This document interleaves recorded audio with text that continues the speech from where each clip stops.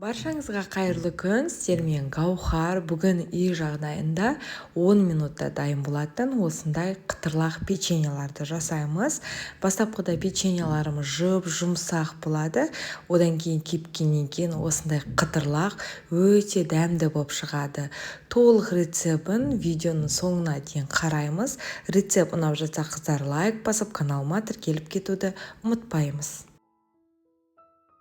Алдымен бізге ұн қажет болады, шоколад, сары май, жұмыртқа, қант. Менде шоколадтан Қазақстан плиточный шоколады, сіздерге де осы шоколадты қолдануға кеңес беремін. Келесі кезекте енді осы шоколадымызға сары майымызды қосып, су моншасында немесе микроволновкада жақсылатып барлығын ертіп аламыз. Майымыз еріп болғанша жұмыртқалы массамызды әзірлейміз.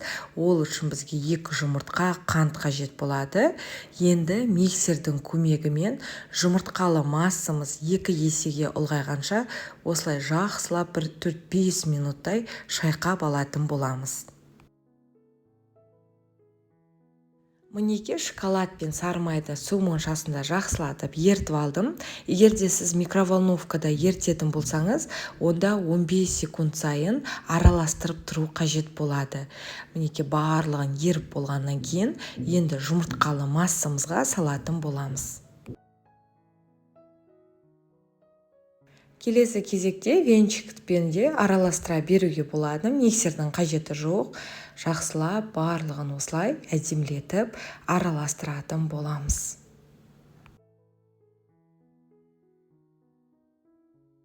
Бізде кәдімгідей қою өте әдемі масса пайда болады. Енді ұнға мен қопсытқышты бірден салып жібердім. Жарты шай қасық қопсытқышымызды, ұнымызды салып, тағы да араластырамыз. Видеоның описание бөлімінде барлық құрамдары жазулы тұр. Сонымен қатар қыздар, менде 2 рецепт тұр. Біреуі 1 шоколадпен, екіншісі 2 шоколадпен жасайтын кездегі құрамдары жазулы тұр. Мінеке барлығын жақсылап араластырып болғаннан кейін, енді міндетті түрде пергамент қағазы төселген формаға осылай біздің печеньеларымызды 1 ас қасықтан құйып шығамыз. Пешімізді де жаймендеп 180 градуста қыздырып аламыз.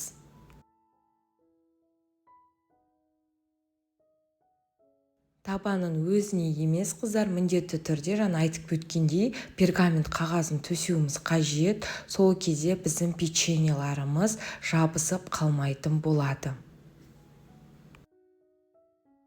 Жақсылады барлығын енді құйып болғаннан кейін қыздырылып тұрған пеште 180 градуста 15 минут печеньеларымызды пісіріп алатын боламыз. Печеньеларымыздың піскенін қайдан білеміз? Мінеке беті осындай қытырланып бастағаннан кейін печеньеларымыз пісті деген сөз. Дайындалуына 10 минут, пісуіне 15 минуттай осылай печеньеміз дайын болды. Бұл печеньеларымыз піскеннен кейін, яғни кепкеннен кейін қытырлақ өте дәмді болып шығады. Видео ұнаса лайк басуды ұмытпаймыз. Сіздермен бірге болған Гаухар ас болсын.